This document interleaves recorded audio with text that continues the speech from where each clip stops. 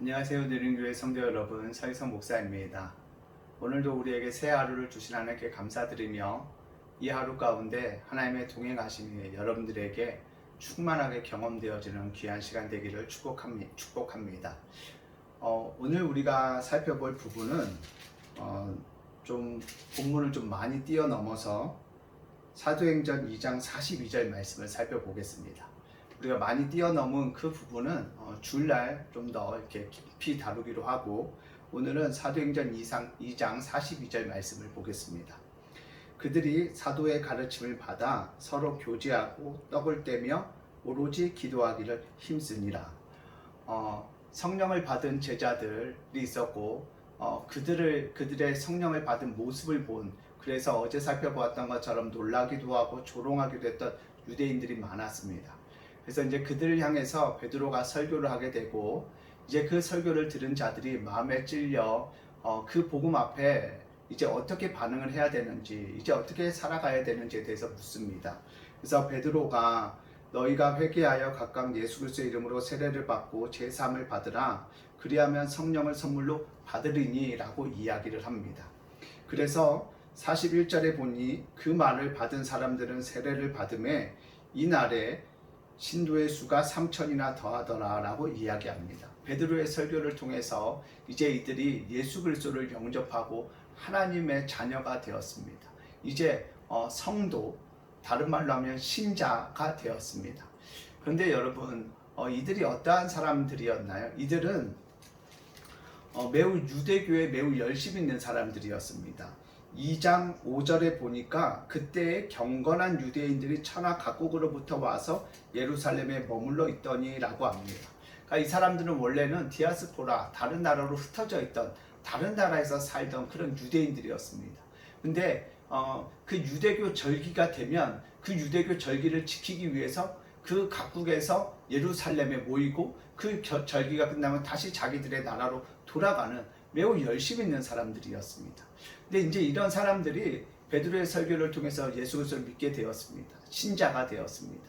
그 이후에 42절에 보니까 우리가 주목해야 할 부분이 무엇이냐면, 그들이 사도의 가르침을 받아라고 이야기합니다. 그러니까 유대교에 매우 열심히 있었고, 다른 나라에서 살다가 절기를 지키기 위해서 오는 매우 열정적인 사람들이었지만, 이 사람들이 이제 베드로의 설교를 통해서 신자가 되었지만, 신자가 된 이후에, 하나님의 자녀가 된 이후에 자기들 마음대로 신앙생활을 하지 않았다라는 것입니다. 무엇이냐면 사도의 가르침을 받아서 서로 교제하고 떡을 떼며 오로지 기도에 힘썼다라는 것입니다. 그러니까 사도들이 영적으로 안내하는 대로 그 안내를 따라서 이들이 신앙생활을 배우고, 예수님에 대해서 배우고, 예수님 안에서 신앙을 지켜가는 법들을 하나하나 배워갔다는 것입니다. 내 뜻대로, 내가 원하는 대로, 내가 생각하는 대로가 아니라 오직 사도의 가르침을 받았다는 것입니다. 여러분, 오늘 이 설교를 듣는 여러분들에게 제가 부탁합니다. 오늘 설교는 단어 하나에 집중하시면 안 되고요. 오늘 설교의 맥락 전체를 이해하셔야 여러분들이 오늘 설교의 내용을, 말씀의 내용을 온전히 받아들이고 이해할 수 있습니다. 여러분, 사도의 가르침을 받아 그들이 신앙생활을 시작하고, 그리고 신앙생활을 배워갔습니다. 교회에는 이렇게 직분이 좀 나눠져 있지요. 이렇게 특별히 이렇게 가르치는 자와 가르침을 받는 자가 있습니다. 가르치는 자는 이렇게 대표적으로 목사, 저와 같은 사람들이고, 가르침을 받는 분들은 여러분들 같은 성도님입니다. 이것이 상하 구분이 있는 것이 아니라 하나님께서 맡겨주신 어떤 분량이라고 생각이 들어집니다. 저에게는 여러분들을 영적으로 안내하고 또한 지도할 사명이 있고, 여러분들에게는 그 지도와 안내에 순종해야 할 어떤 또한 그런 본분이 있습니다. 근데 오늘 제가 여러분들에게 부탁드리는 건, 여러분들이 목사인 저를 통해서 양육을 받고, 또한 설교를 통하여 여러 가지 기도나 어떤 영적인 삶을 안내를 받고 지도를 받는데, 제가 여러분들에게 하나님의 마음으로 이렇게 안내하는 부분이, 순종하는 부분들, 따라오는 부분들은 여러분들의 본분이기 때문에 제가 여러분들에게 맡기겠습니다. 오늘 본문을 통해서 제가 여러분들에게 부탁하고 싶은 건, 저에게 맡겨진 사명은 누리는 교회 성도님들을 하나님 안에서 끝까지 잘 성장하고 성숙하고 하나님의 뜻에 맞는 사람으로 이렇게 세워가게 하는 것, 세워지게 하는 것, 그렇게 안내자로서, 가이드로서, 어찌 보면 이렇게 교사로서, 목사로서 제게 맡겨진 것이 바로 그 사명입니다. 그런데 여러분, 오늘 제가 여러분들에게 부탁하고 싶은 것은 여러분들을 영적으로 돕고 안내하는 제가 여러분들을 하나님의 마음으로 그리고 바르게 이렇게 안내할 수 있는 그런 목사가 되게 해달라고 여러분들 기도해 주시기를 부탁드립니다. 제가 여러분들에게 그 그리스도의 마음을 가지고 그리스도의 가르침을 잘 가르쳐야 여러분들이 그 가르침 속에서 더욱 주님이 기뻐하시고 원하시는 삶을 살아가고 또한 그런 은혜를 누리게 되어집니다.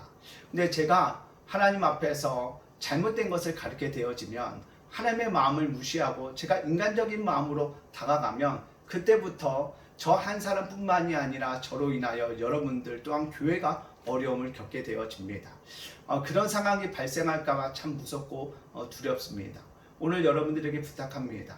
어찌 보면 사도와 같이 제가 여러분들을 안내하고 가르쳐야 되는 그 사명을 가진 제가 여러분들 앞에 설 때마다 그리고 교회를 섬길 때마다 또한 여러분들에게 주의 말씀을 전할 때마다 하나님의 마음으로 올바로 가르칠 수 있도록 말씀에서 벗어나지 않고 온전한 것을 가르칠 수 있도록 그래서 저도 하나님 앞에 영광이 되어지고 여러분들도 저희가 안내하는 대로 잘 따라와서 그곳에서 하나님의 은혜를 누릴 수 있고 신앙적으로 성장과 성숙이 있을 수 있는 우리 공동체가 되어지기를 축복합니다. 그러기 위해서 여러분 저를 위해서 기도해 주십시오.